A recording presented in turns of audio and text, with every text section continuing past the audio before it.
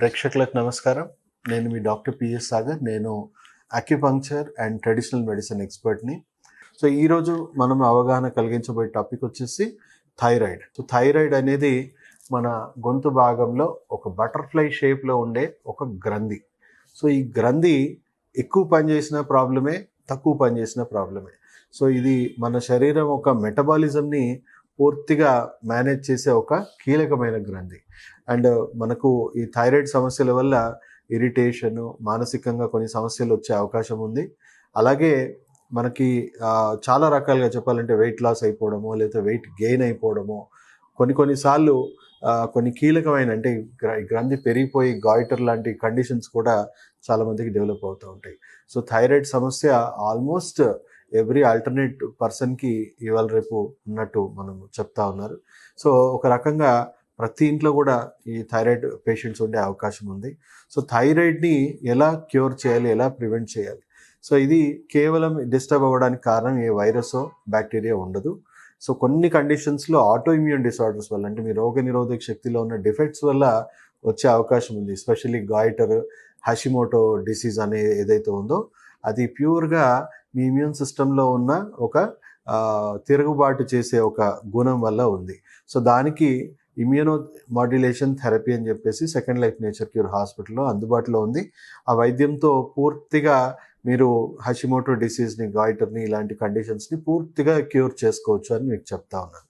అదే జనరల్ వేరే thyroid conditions అయితే చాలా మటుకు ఇంట్లోనే మీరు సరి చేసుకోవచ్చు. మీ ఆహారము, జీవన శైలిని ఫస్ట్ కరెక్ట్ చేసుకోవాలి. అతిగా ఒత్తిడి కానీ, లేకపోతే ఆహారం టైంకి తినకపోవడం కానీ, లేకపోతే రాంగ్ ఫుడ్స్ అంటే wrong diet, life style maintain చేయడం కానీ, ఇన్యాక్టివ్గా ఉండడం కానీ, ఇలాంటి కండిషన్స్ వల్ల మనకి థైరాయిడ్ వస్తుంది. కానీ మీకు ఏ వైరస్ బ్యాక్టీరియా వల్ల వచ్చే అవకాశం అయితే అసలుకి లేదు. ఇది ఒక pure non communicable disease. So ఈ నాన్ కమ్యూనికబుల్ డిసీజ్ని మనం అర్థం చేసుకోవాలి. ఫస్ట్ మన ఆహారం, జీవన శైలిని మనం కరెక్ట్గా మెయింటైన్ చేయాలి. 7 to 9 breakfast, 12 to 1 lunch, 6:30 to 7:30 లోపు డిన్నర్ చేసేయాలి. అండ్ లంచ్కి బ్రేక్ఫాస్ట్ మీరు థైరాయిడ్ రివర్స్ చేయడానికి మీకు డైట్ చెప్తున్నాను. మార్నింగ్ బ్రేక్ఫాస్ట్లో ఫ్రూట్స్ ఎక్కువగా తినండి. అది కూడా మార్చి తినండి. డైలీ సేమ్ ఫ్రూట్స్ తినకండి. లంచ్కి ముందు, డిన్నర్కి ముందు సలాడ్స్ ఎక్కువగా తినండి. అంటే అట్లీస్ట్ ఒక 100 to 200 గ్రామ్స్ మీ కెపాసిటీ బట్టి మీరు ఎంత తినగలుగుతారో అట్లీస్ట్ 100 గ్రామ్స్ అయితే మినిమం తినాలి. లంచ్కి ముందు, డిన్నర్కి ముందు ఆ విధంగా సలాడ్స్ తినడం అలవాటు చేసుకోండి. దానివల్ల మీ శరీరం సెల్ఫ్గా రెగ్యులేట్ అవ్వడం స్టార్ట్ అవుతుంది. అండ్ టైంకి పడుకోవడం కూడా చాలా ఇంపార్టెంట్. అంటే అట్లీస్ట్ 9-9:30 లోపు నిద్రలో జారుకోవడానికి మనం ప్రయత్నించాలి. ఎందుకంటే 10 దాటిపోయింది అనుకోండి, హార్మోనల్ డిస్టర్బెన్సెస్ అనేవి ఎక్కువగా అవుతాయి. ఎక్కువగా లేట్గా పడుకునే వాళ్ళకి శరీరంలో హార్మోన్ల అసమతుల్యతలు ఎక్కువగా ఉంటాయి. సో ఫస్ట్ జీవన శైలి విధానాన్ని మార్చుకోండి. తర్వాత థైరాయిడ్ గ్రంథిలో సమస్యలు ఉన్న వాళ్ళకి నేను ఒక ప్రెషర్ పాయింట్ చెప్తాను మీకు. సో థైరాయిడ్ గ్రంథి సంబంధించిన ప్రెషర్ పాయింట్ వచ్చేసి ఎక్కడుందనేది చూపిస్తాను. సో ఇది చూసుకోండి. మీ లెఫ్ట్ హ్యాండ్లో ఈ థమ్ ఫింగర్ ఏదైతే ఉందో ఆ థమ్ ఫింగర్ నుంచి ఈ ఏరియా మొత్తం కూడా థైరాయిడ్, పారాథైరాయిడ్ సంబంధించిన గ్రంథికి సంబంధించిన కీలకమైన నాడులన్నీ ఇక్కడ ఉన్నాయి.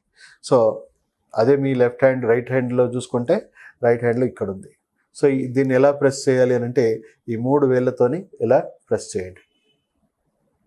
సో అలాగే ఇలా ప్రెస్ చేసుకోండి. ఎంతసేపు ప్రెస్ చేయాలి అంటే ఒక 1 to 3 minutes daily, at least 5 minutes వరకు చేసినా నష్టం లేదు. 1 to 3 minutesలో వర్క్ అయిపోతుంది. సో రోజు ఇలా ఈ 3 ఫింగర్స్తో ఇలా ప్రెస్ చేసుకోండి. సో ఈ థైరాయిడ్ సంబంధించిన గ్రంథిని ఇది స్టిమ్యులేట్ చేస్తుంది, యాక్టివేట్ చేస్తుంది. బ్రెయిన్ నుంచి కూడా కొంత యాక్టివేషన్ జరుగుతుంది. సో ఆ రసాయనిక చర్యలు అనేవి మళ్ళీ ఆ థైరాయిడ్ గ్రంథిలో మొదలవ్వడానికి ఇది ప్రేరేపిస్తూ ఉంటుంది. ఇది చాలా కీలకమైన నాడి. సో ఈ నాడిని మనం రెగ్యులర్గా స్టిమ్యులేట్ చేసుకుంటూ మీ ఆహారము, మీ జీవన శైలిలో చేయాల్సిన కీలకమైన మార్పులు మీరు చేసుకుంటూ మీరు ఒక 4 to 6 monthsలో మీరు ఎగ్జిస్టింగ్ థైరాయిడ్ పేషెంట్ అవుతే ఒక 4 to 6 months ఇవన్నీ పాటించినట్టు అవుతే దాదాపు 70 to 80% పేషెంట్స్ అవంతలవే రిపోర్ట్స్ అనే నార్మల్ వస్తుంది. అండ్ ట్యాబ్లెట్స్ వాడాల్సిన అవసరం కూడా తగ్గిపోతుంది. అలా కొన్ని వందల మంది పేషెంట్స్ మన దగ్గర క్యూర్ అయ్యారు. సో ఇంట్లో ఉండే థైరాయిడ్ని మీరు తగ్గించుకోవచ్చు. సో ఒకవేళ మీకు తగ్గట్లేదు అంటే డెఫినెట్గా మీరు ఒకసారి సెకండ్ లైఫ్ నేచర్ క్యూర్ హాస్పిటల్ని కలవండి. ఎందుకంటే మీ శరీరంలో కొన్ని ఇంకా వేరే అసమతుల్యతలు కూడా దానికి కారణాలు అయ్యి ఉండొచ్చు. ఎందుకంటే 70-80% పేషెంట్స్కి అయితే నేను చెప్పిన ప్రోటోకాల్ సరిపోతుంది. సో మీకు హషిమోటో డిసీజ్ కానీ, గాయిటర్ కానీ, లేకపోతే వేరే సమస్యలతో లింక్ అయి ఉన్నాయి అనుకోండి, మీకు కొంత రిజల్ట్లో జాప్యం అయ్యే అవకాశం ఉంది. దానికి సరైన వైద్యం అందితే అది కూడా క్యూర్ అవుతుంది. So nothing to worry. పూర్తిగా ట్యాబ్లెట్స్తోనే నేను లైఫ్ అంతా మేనేజ్ చేస్తాను అంటే దానివల్ల కూడా మీకు కాంప్లికేషన్స్, సైడ్ ఎఫెక్ట్స్ అన్నీ యాడ్ అవుతాయి. సో మళ్ళీ ఆ గ్రంథి కూడా పని చేయడం తగ్గిపోతుంది. ఏ అవయవమైనా కూడా దాని పని బయట నుంచి మనం వేరే వాటితోని ఆధారపడి చేయడం వల్ల ఆ అవయవాలు కానీ, ఆ గ్రంథులు కానీ పని చేయడం ఆపేస్తూ ఉంటాయి. సో అది మీకు లాంగ్ టర్మ్ మీ ఆరోగ్యం కానీ, మీ ఆయుష్ పెంచడానికి కానీ ఇలాంటి చర్యలు ఏవి కూడా సరైన చర్యలు కావు. సో మెడిసిన్ అనేది ఎమర్జెన్సీలో వేసుకోవాలి కానీ లైఫ్ అంతా వేసుకోవాలి అనే అంబిషన్తో ఎవరైతే ఉన్నారో దయచేసి మీరు అందరూ కూడా తొందరగా న్యాచురల్గా సైడ్ ఎఫెక్ట్స్ లేకుండా నేను చెప్పిన అన్ని పాటించి మీరు దయచేసి థైరాయిడ్ నుంచి పూర్తిగా బయటపడండి.